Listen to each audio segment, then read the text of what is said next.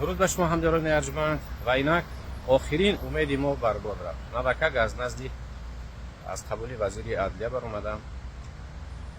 واقعا جناب وزیر حق است. قانون کسی را استثنا نمیکند. اصلا هدف من مقصد من چی بود؟ پول را دیگر کردن نامناسبم به نامناسب‌های آریایی.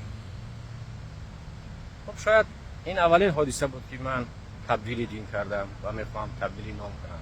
شاید از این بعد در قانون تغییرات وارد شود که مثلا اگر شخص بتواند پول را از نامناسب‌های مثلا ریشه هاش عربی داشته و نامناسب آریایی بگذارد، شاید قانون اجازت بدهد.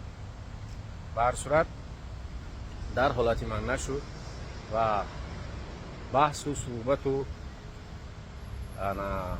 خوری و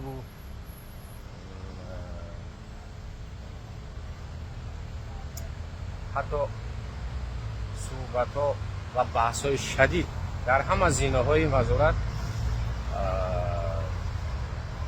عاقبت نقطه گذاشته شد. یعنی من نمیتوانم نامناسبم را آریامهر زردوش کنم. فقط توصیه متخصصان بر آن است که من باید تخلصی مانند ایران تخلصی آریامهر زردوش بگیرم.